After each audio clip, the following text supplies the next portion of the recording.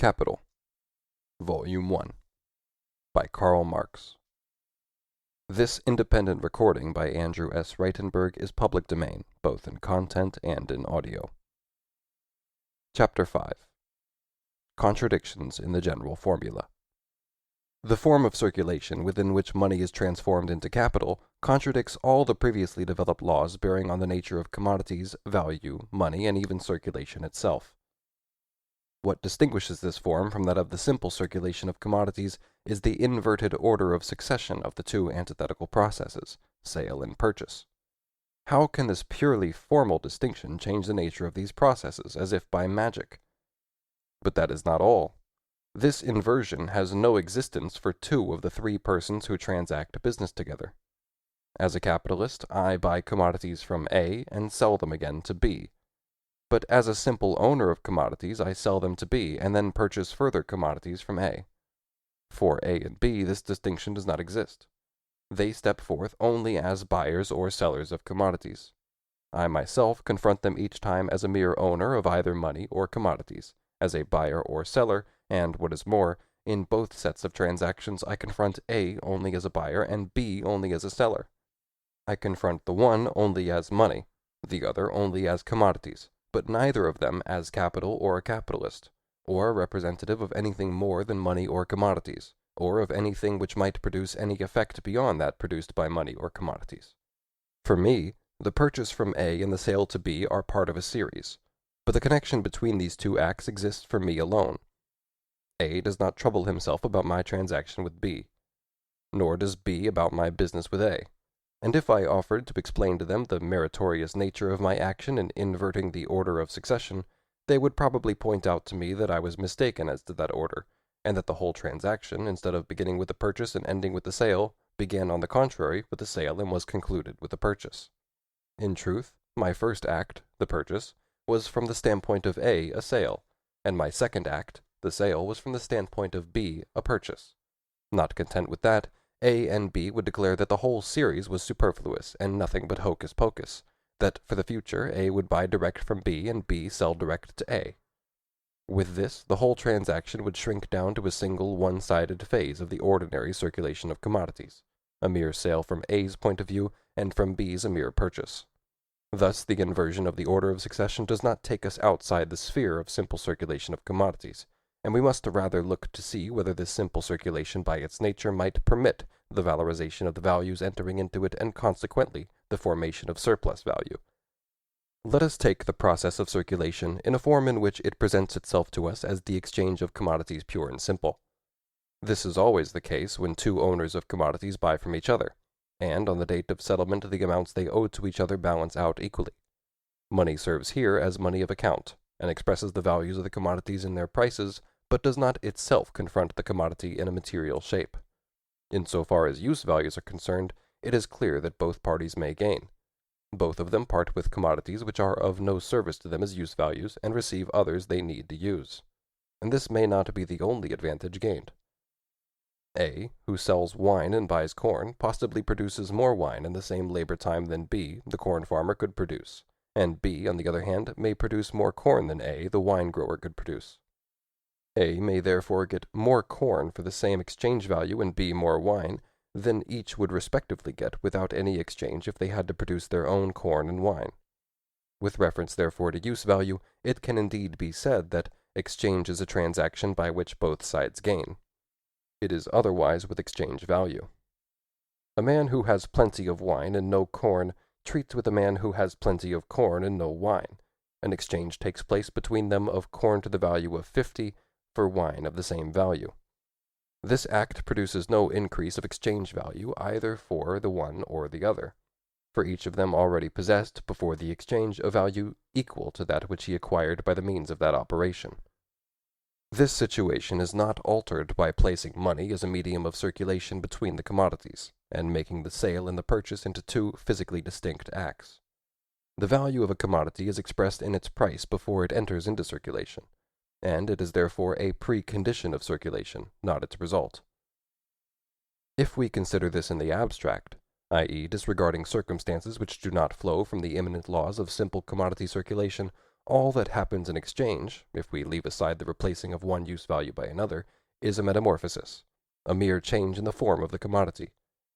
The same value, i.e., the same quantity of objectified social labor, remains throughout in the hands of the same commodity owner, first in the shape of his own commodity, then in the shape of the money into which the commodity has been transformed, and finally in the shape of the commodity into which his money has been reconverted.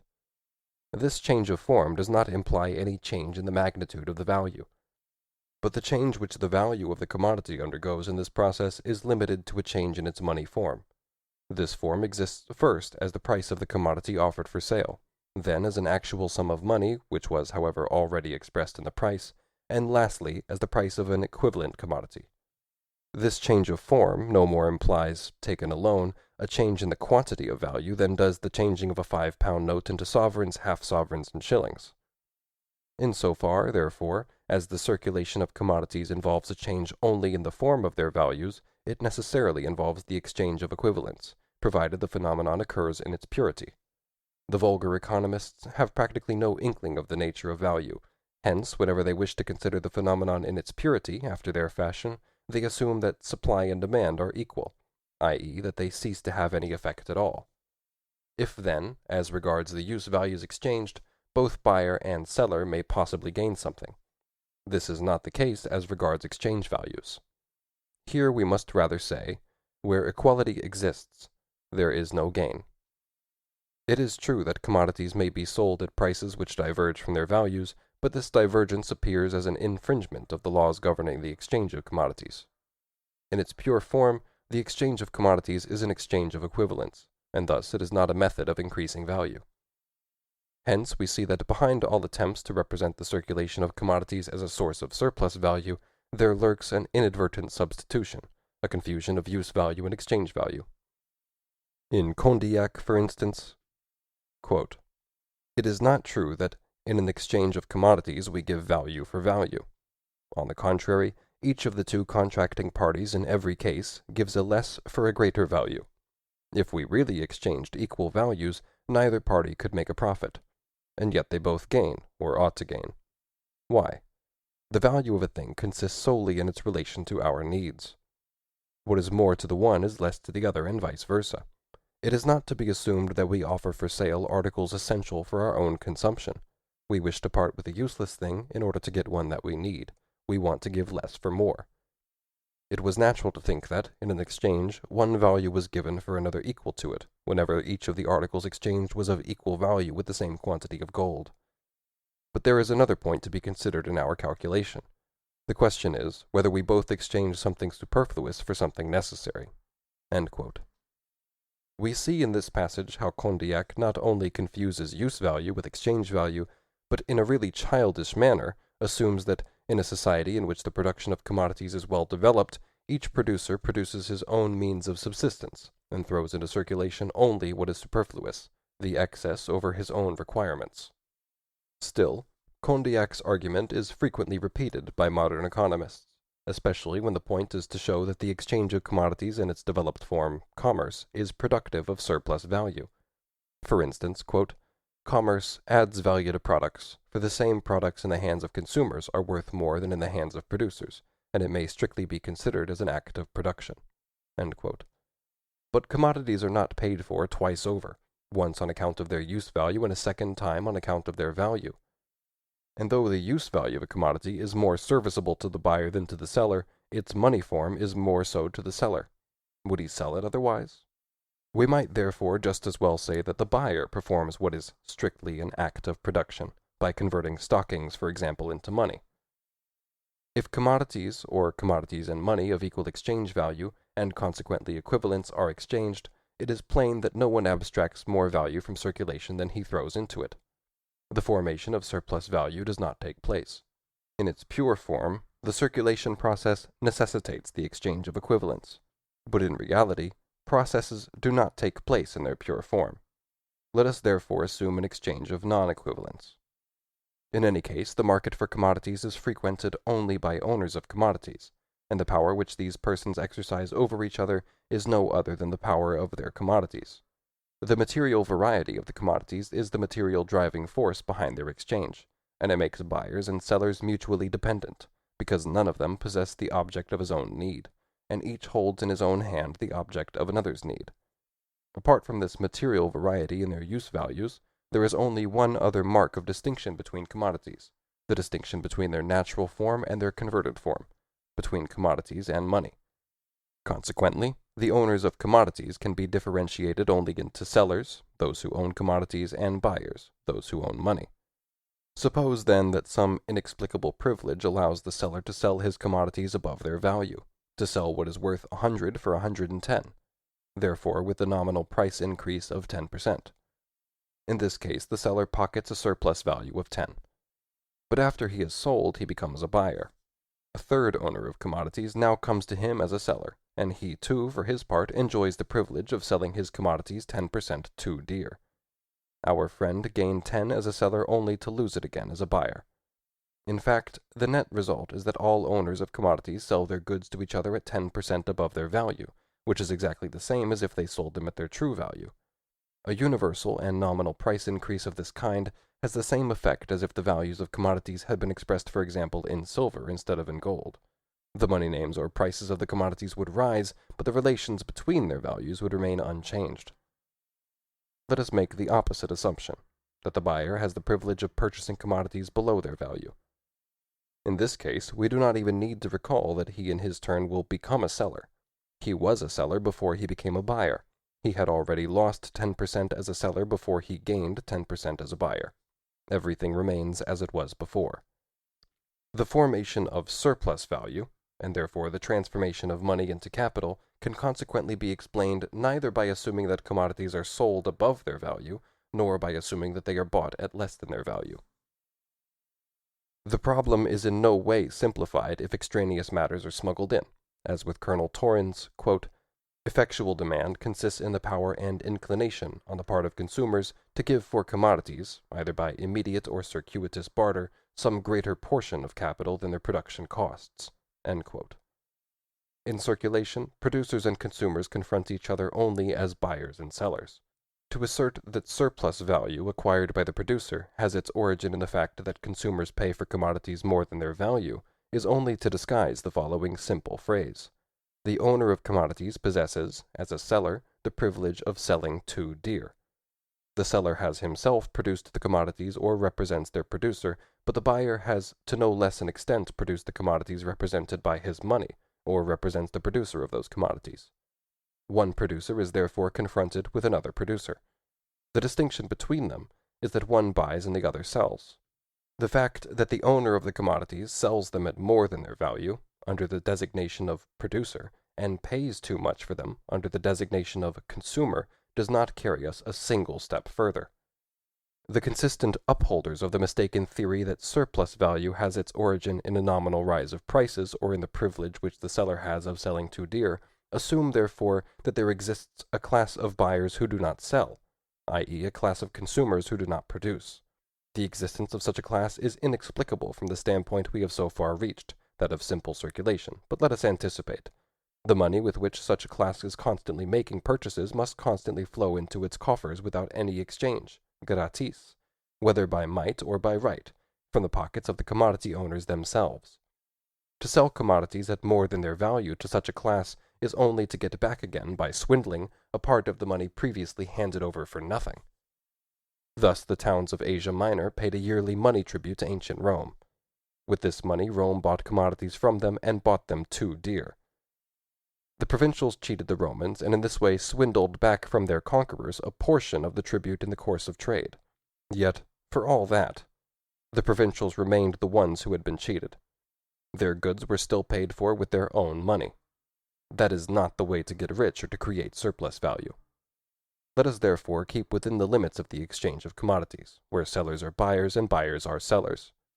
Our perplexity may perhaps have arisen from conceiving people merely as personified categories instead of as individuals. A may be clever enough to get the advantage of B and C without their being able to take revenge. A sells wine worth 40 pounds to B and obtains from him in exchange corn to the value of 50 pounds. A has converted his 40 pounds into 50 pounds, has made more money out of less, and has transformed his commodities into capital. Let us examine this a little more closely. Before the exchange, we had 40 pounds of wine in the hands of A and 50 pounds of corn in those of B, a total value of 90 pounds. After the exchange, we still have the same total value of 90 pounds. The value in circulation has not increased by 1 iota. All that has changed is its distribution between A and B. What appears on one side as a loss of value appears on the other side as a surplus value. What appears on one side as a minus appears on the other side as a plus. The same change would have taken place if A, without the disguise provided by the exchange, had directly stolen 10 pounds from B.